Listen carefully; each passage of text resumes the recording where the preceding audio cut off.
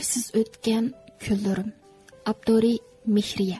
Er ovozida Firdavs Qurban, ayol ovozida Jubbir.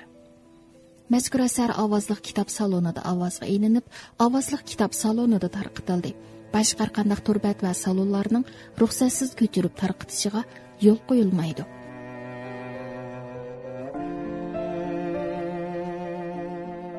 To'qqizinchi qism. Fan acamning so'zlaridan andishlarim sal pastgo'yga tushgan bo'lsa-mu, ammo Eliyardan bargancha yiroqlashib ketishimga yuragim hech yo'l qo'ymayotdi. Men sal o'zimni o'ngshib olgandan keyin Fan acamga yelingan ahongda: "Fan acha, bo'pti, siz bilan boray. Sizdek shafqatchimning umidini yerda qo'yish hargiz ko'nglim unmaydi. Yana kelib bu yerda mening sizdan boshqa amdi hech kimim yo'q. Siz nima desangiz shuningga ma'qul deyman. Ammo bir o'tinishim bor edi desam bo'ladimi?" "Qani degan, men qila oladiganlik ish bo'lsa, qo'limdan kelishicha seni rozi qilishga tirishaman singlim." "Acha, Eliyardan garchi ayrilgan bo'lsam-mu, ammo uningga bo'lgan muhabbatim menga o'zgarmaydi. Uningga bo'lgan muhabbatimni yarlangan qalbimning eng cho'nqur qiytida menga saqlab, poklik uchun kurash qilib, muhabbat tarafidan qatl qilingan bir inson bo'lay. Uningdan boshqa har qanday bir odam qalb darvozamni chekalmaydi. Pok muhabbatim uchun bir umr to'y qilmaslikka roziman.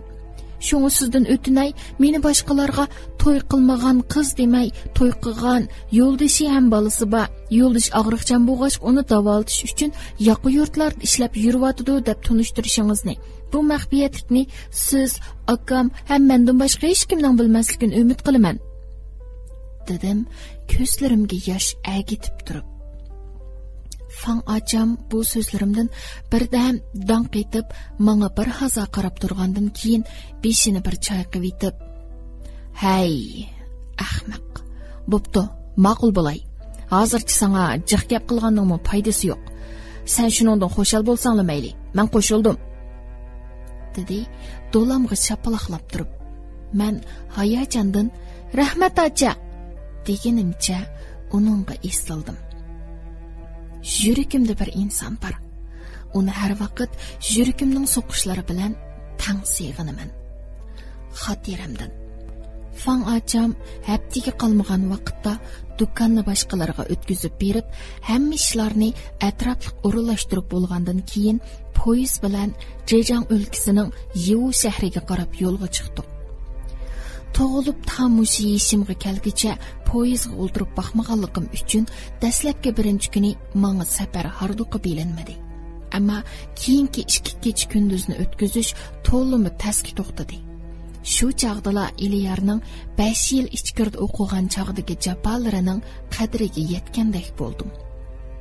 U bir haqiqatan menga yerib charchaganligini, poyezdda tayyor cho'pdan boshqa tomoqning yo'qligi to'g'riliq eg'iz ichib vaysab boqmagan edi. Balkim Fan acamning odam degan hammaga ko'nidi degani to'g'ri bo'lsa kerak. Bu 3 kech kunduzlik safar jarayonida Eliyarni o'ylamagan bir minutimi yo'q edi.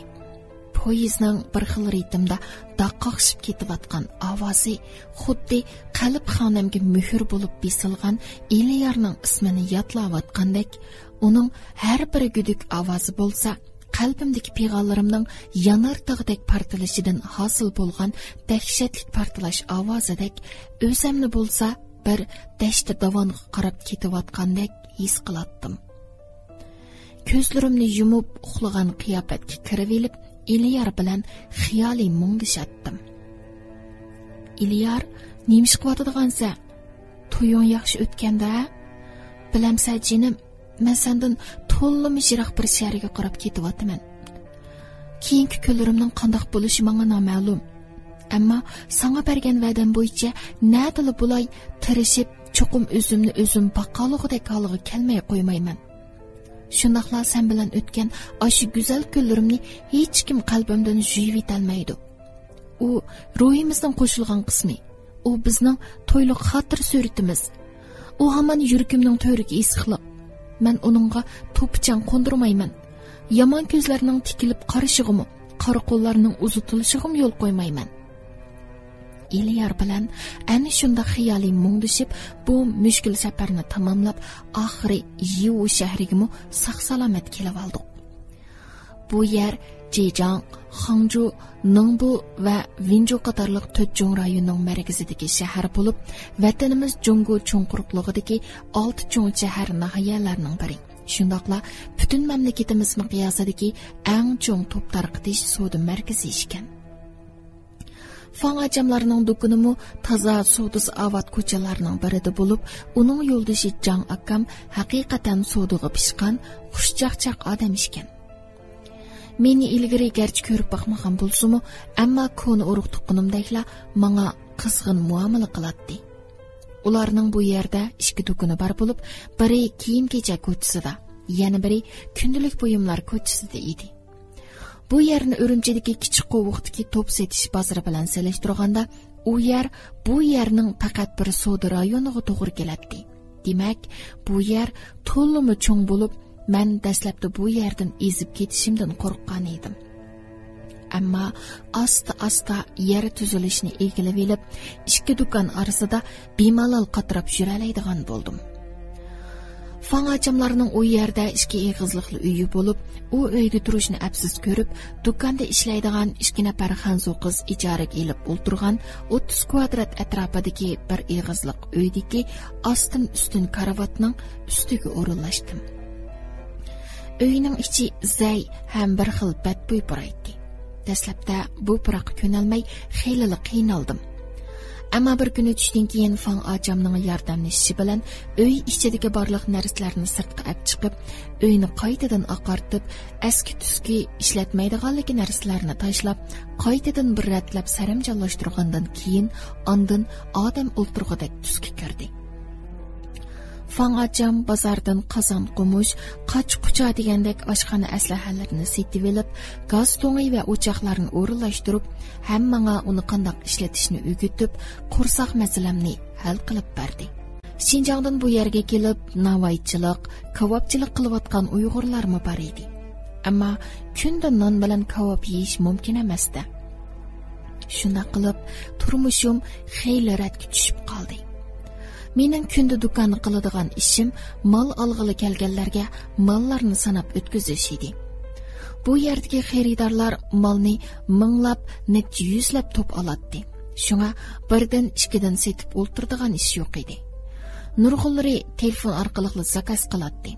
Kunda necha minglab, hatto necha 10 minglab savdo qiladi. Shunga kunlarim shuncha aldirash o'tadiki, ba'zida tomoq yeyishga vaqtim chiqmay qoladi. Oqshimi ishdan tushganda bo'lsa, Jang akam menga kompyuterda qanday mashg'ulot qilishni o'rgatadi. Faqat soat 12 dan keyin beshim yostiq tegatdi-da, Eliyarni o'ylab, azobli to'lg'inib, qachonlarda uxlab qolganimni bilmaydim. Vaqt uzargan sari bu yerning ishlariga xeyli ko'zim pishib qoldi. Kompyuternimi o'ptalla o'rganib qoldim. Atrofdagi muhit ham sharoit meni xanzuchini texim ravon so'zlaydigan qilibdi. Ammo qalbimdagi Eliyarga bo'lgan seg'inishim kundan kunga kuchayib, qanchalagan kechalarni uyqusiz o'tkazganimni bilmayman. Qaysi bir kitobdan sevgi muhabbatning cheki bo'lmaydi. Uni vaqtning uzurishi bilan jimiravatgili, tom tuzoqlar bilan to'sib qo'yg'ili, daryo dengizlar bilan ayiravatgili bo'lmaydi deb o'qiganimdek, Eliyarga bo'lgan muhabbatim qalbimning chunqur yerida kuvajimakda edi.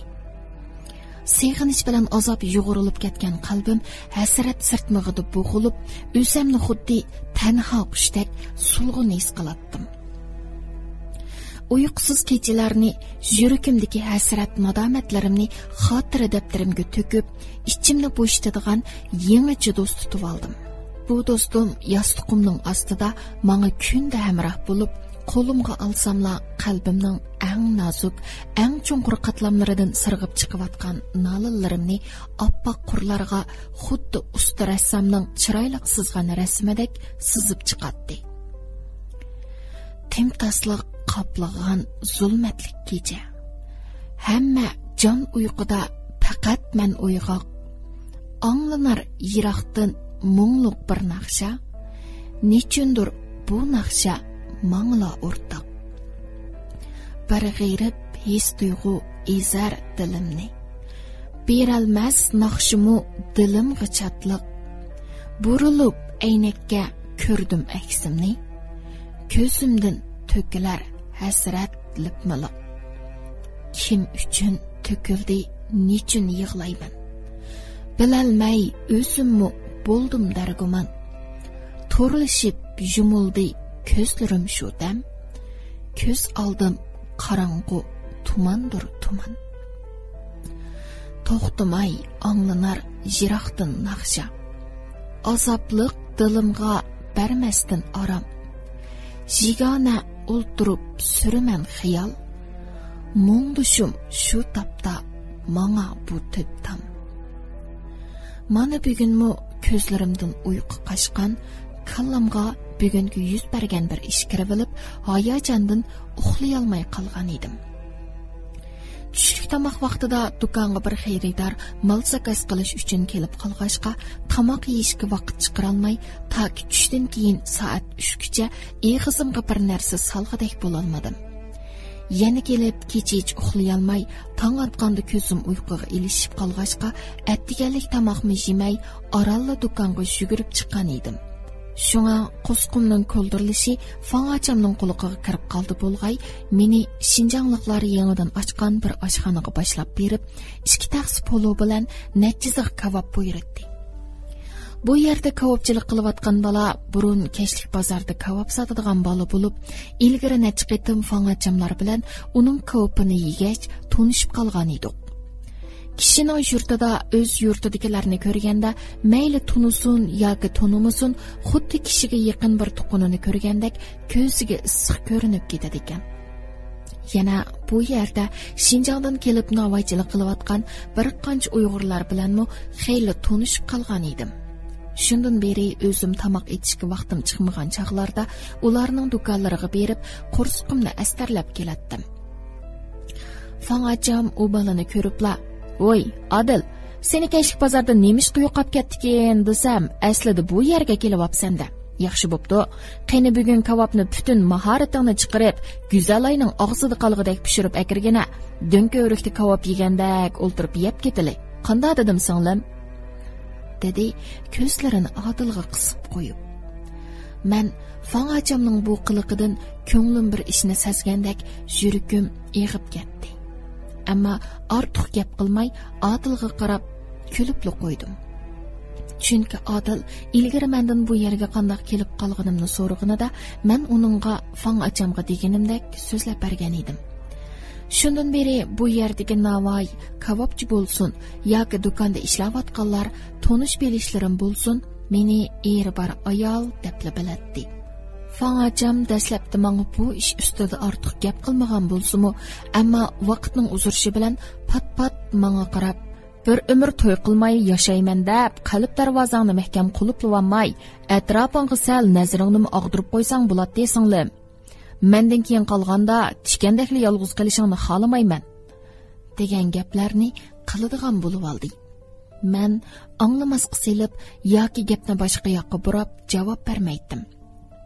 Mana bugungi bu qiliqidinmi uning nimani o'ylayotganini tushunish tasamas edi. Gerçi qo'rsqim shuncha ichib ketgan bo'lsa-mu, ammo agirimdan bir nima o'tidigandek emas. Oldimdagi polo bilan kavobga xuddi uchim bordek o'miyib tikilganimcha o'ltiratdim. Fang'acham buni sezgandek, "Singlim, mendan ranjivatsa qachon? Ammo necha vaqtdan gap qilsam, anglamasqa selib olding. Sening Iliyarni unutolmaganingni bilib turibdiman. Yaqindan qachonli qarasam ko'zlaring qizargan holda yurisan. Bundaq o'zingni qiynig'ining bilan Iliyar endi boshqalarning odami. Uningga bo'lgan sap muhabbatingni tushunaman. Ammo o'zingning keyinligini o'ylamasang bo'lmas. Ota-onaning o'g'il cho'ng bo'lsa o'ylaydigan, qiz cho'ng bo'lsa yotliq qiladigan mas'uliyati bor. Bu ularning bosh tortib bo'lmaydigan mas'uliyati. Mana men sana ega bo'laman deb seni Shinjondan bu yerga elib keldim. Demak, men ota-onangning o'rnini ola olmasammi, ammo ochi o'rnida sening keyinligingni o'ylamay tura olmayman. Sen meni ocham degan yoki demagan, ish qilib men seni azaldan singlim o'rnida ko'ryapman. Şunu meni ümitsiz qo'ymagan. Biz bu yerga kelib qolg'ilimi 1 yildan oshdi. Dukanning ishlari xeyli pishib qoldim. Qarasam, Odil yaxshi bola ekan. Ko'zimga bakla issiq ko'rinadi. Şunu ko'nglimda seni bu bola bilan chiqishib qolsgan degan umiddiman. O'tganda uning bilan birdan paranglashib, ancha-muncha chekib baqsam, uning senga ko'ngli bordaq qiladi. U mendan Güzelayning rostli yo'ldoshi bormi deb so'raganti, bar desam, buningga ishongim kelmaydi deydi. Lekin men sening ko'nglingni ayab, rost gapni qilmadim. Menga ishongin, seni bu ishda hargiz majburlamayman. Ammo o'zingni bundaq jazolashingni xohlamayman. Yana mening nurg'un planlarim bor. Hozir sening savdoga ko'zing xilili pishib qoldi. Yana 2 yilgacha o'zing bir do'konni aylantirgudek saviyaga yetsan. Shu chaqcha kompyuter, iqtisodiy bilimlarni puxta egallagin. Eng muhimi bozor ahvolini egallash bek muhim. 2 kundan beri kallamga bir ish kirib oldi. Yana Uyg'urlarning atlasi dunyoga dangliq deymiz-yu, nemishqa xonim qizlarimiz faqat biror kollektiv faoliyatlarda kiydi. Nemish uni odatga turmushimizga so'rab kirmaymiz degan xiyol kirib oldi. Bu yerdan Xinjiangga mengayotgan kiyim-kechaklar oz emas. Ammo biz Xinjiangdagi mushu bo'shliqni to'ldirsak, texmi ko'p Xinjiang bozorini egillasak, Xinjiangning madaniyatiga to'kib qo'shgan hisoblar edi-oq deb o'ylab, Jangakonga desam, o'ylashib baqayli deydi. Navodi bu ishimiz amalga ishib qolsa, sening orzularingning amalga ishishi oz qoldi degan gap. U chaqda seni korxona boshqarishga qo'yib, akang bilan ishimiz pensiyaga chiqib orom olgan bo'latdi, dedi keskin ovozda. Men Fangachamning dastlabki so'zlariga qiziqmay so'lishib o'ltiratdim. Ammo keyingi so'zlarini anglab, xuddi yomg'irdan keyingi parlab chiqqan quyoshdek ichilib ketdim va Fangachamning qo'lini ching siqib turib, "Acha, rahmat, meni tushunganingizga rahmat. Bilaman, siz meni hargiz nam yerga dasitib, putum qo'yilqish qo'ydigan ishni qilmaysiz. Turmush ishim to'g'riliq, hozircha o'ylashmayman. Mening o'ylaydiganim o'zimning nenini o'zim tepib, boshqalarga ig'irligimni salmog'idagi saviyaga kelib elish. Siz mening beshimni baksiladingiz. Ota-onam bo'lsa shunchalik qilar bo'lg'uydi. Janakam xuddi o'z akamdek menga yaxshi muomala qiladi. Men bu yaxshiliklarni cho'qim yaxshi ishlab qaytiraman. Siz degan ish navod amalga ishib qolsa, men jondilim bilan ishlashga rozi, dedim hayajon bilan. Bizga sening puling kerak emas, singlim. Seni yaxshi kun ko'rib, keyingi umrini bo'lsa-mo xo'shal-xo'ram o'tkazgan degan umidim bor. Xotirjam bo'g'in, seni to'y qildab, bundan keyin bu to'g'riliq eg'iz ochmayman. Yepiq qozon, yepiq bet ketaversin. Senmo yo'q Eronning kasalini davolatgan bo'lib shurayvagin. Sizlarda bir gap bor-ku, hammashining vaqti soati bo'ladi deydigan. Shunga bu ishlarni endi o'z yo'liga qo'yib beraylik. Ammo bundan keyin Eliyar uchun ko'zingni yashlab bermay, butun diqqatingni o'rganishga markazlashtirgin. At berib, kompyuterda kiyim-kechak loyihalash kursiga tizimni tip qo'yaman. Vaqtdan chiqqanlarda she'r yozib o'ltamay, mushuk kasbni o'rgangin. Bu cho'qim bizga asqatadi, dedi Fangacham ko'zlarimning ichiga tikilib turib. Men hayajondan tasliq qoldim, o'rnimdan turib Fangachamni suyib ketgili. Gelimdan o'tmayotgan polo bilan kavab Fangachamning so'zlaridan keyin quruq tilinib qolgan edi. Charchashlarimdan baxt his qilaman. Chunki hamon bir kun ro'yitini ko'rishga ko'zim yetadi. Aldirashchilik ichida o'tgan hayot eng ma'nili hayotdir. Xotiramdan. Mana Yevoda turayotganimga 7 yil bo'lay dedi. Bu 7 yil jarayonida Fangacham o'zining degan lavzada turdi. Meni har jihatdan atrofli tarbiyaladi. Kompyuterda kiyim loyihalash kasbini a'lo natija bilan tamomladim. Hozir har xil posundagi kiyimlarni bemalol loyihalagan kiyimlarni Janakam ma'lum bir tikuvchilik korxonasi bilan to'xtamlashib, maxsus men loyihalagan kiyimlarni tikadigan qildi. Shundaqla Fangacham marka tasdiqlash o'rinlariga qatirab yurib, Güzel nomidagi markani iltimos qilib, atlasdan loyihalangan kiyimlarga bu markani tasdiqlatib keldi. Men kunda degida kompyuterning oldida har xil milliy alayidlikka ega kiyimlarni loyihalaydim. Loyihalashga doir materiallarni to'rdan ko'rib, moda iqim bilan milliy puroqni birlashtirib, atlasdan har xil kiyim-kechak, sumka, galastok, hatto oyoqlargacha loyihalab, atlasning faqat murosim so'rinlarda namoyon bo'lib turishidan kundalik turmushimizda uchratqili bo'ladigan bo'shliqni to'ldirish uchun to'xtamay izlandim.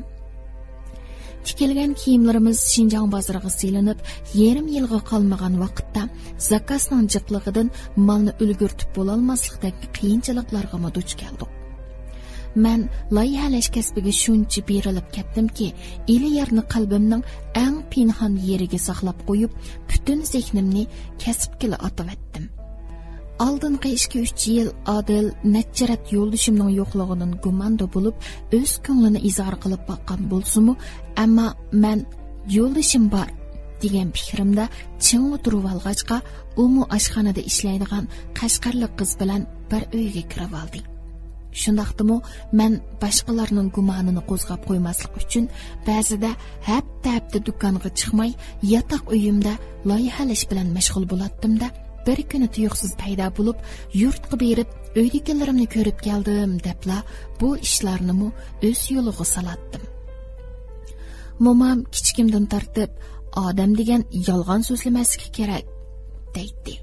Ammo ko'nglim xolamagan ish uchun yolg'on aytib, o'z maylim bo'yicha yashash uchun bu ishda yolg'onchilik vositasini qo'llanmay amalim yo'q edi.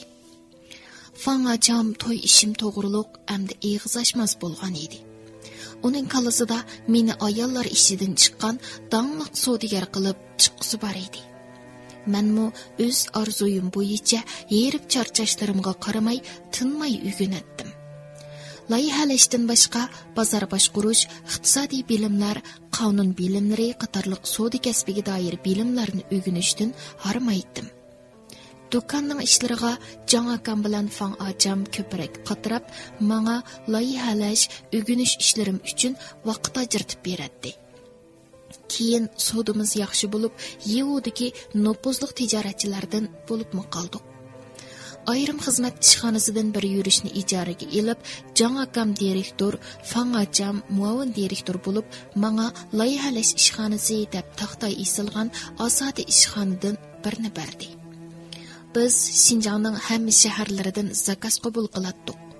Jon akam boshqa tikuvchi korxonalar bilan hamkorlashib yurgichi deb 300 kvadrat keladigan bir yo'g'on zal uyni ijaraga elib, Şinjandan 50 nafar tikuvchi qizni akilib, ularni ishga o'rinlashtirib, tikuvchilik korxonasini qurib oldi. Xotan shahridan atlasning har xil nusxalarini elib kelib, raxt to'qiydigan zavod bilan degivorlashib, raxtdan g'am yemaydigan kiyimlarni mening loyiham bo'yicha tikib, bozorni ta'minlaydigan saviyaga yetdi. 7 yil jarayonida sudimiz ishki do'kondan kengayib, 100 ga yaqin ishchi xizmatchisi bor kiyim-kechak tikib setish korxonasiga aylandi. Menmu kech-kunduz tinmay degudek ishlab harmaydim. Vujudimdan kasbga bo'lgan qizg'inlik lavuldab, ko'z oldimdagi erishgan natijalarim meni texmi tirishishga undaydi. Shundaqla xiyoliy holda Eliyar bilan mungdushib, uningga bu natijalarimni so'zlabmi beratdim. Uni ko'z oldimda turg'izib qo'yib, badan shakliga mos keltirib, har xil kiyimlarni sizib boqatdim. Sizg'anlarimdan yaxshi chiqqanlarini korxonadagilarga buyurtib tikkizib ko'ratdim. Bir kuni ma'lum shahardagi koni xaridorimiz bu kostyum burilqlarni ko'rib, yoqtirib qilib, zakaz buyurtib, korxonamizning ayolchilik kiyim-kechak tikib setishiga xotima berib, arancha ham ayolchi kiyim-kechakni tang bozorga sola oladigan saviyani shakllantirdi. Shundan boshlab ishlarim texim aldirashchilik ichida o'tadigan bo'lib ketdi. Cho'ng shaharlarning odamlarining hammasi tegidek shundoq aldirashchilik ichida yuradigan bo'lib, bizning mahalladagi taxt ko'rik yig'ilib, ertadan kechgacha qart o'ynab, yoki bo'lmas quruq parang selib o'ltiradigan odamlar bilan osmon zimin farqli edi. Qaysi yerga qarasangiz, hammasi o'z ishlarining ko'yida aldirash chepib yurgan. Bir kimning turmushi bilan bir kimning mukari yo'q. Turmush ham xizmatga bo'lgan mas'uliyati ustun, topgan pulini bizdek tugumas ahamiyatsiz berib kelish ishlariga, rang-marang kiyim-kechaklarga xajlamay, shundoq oddiy sodda, sifatlik, rohat kiyimlarni kiyib, to'y-to'kun, o'lim yetim ishlarini eng yaqin nechtila odamini chaqiribla yig'inchoqlik qilib, hargizmi pulning beshiga suv qo'ymay yashaydi ekan. Shunga menmi bu xil turmush ritmiga ko'nibmi qoldim. Ammo yurtimga bo'lgan sig'inishimning kun sayin kuchayib berishi sababli yaqindan beri qo'lim ishga bormas bo'lib qolgan edi. Shunga Fangajamga Xinjiangga bir berib kelish to'g'riliq maslahat silib beqish qaroriga kelib turishimga u meni ishxonasiga chaqirib qoldi.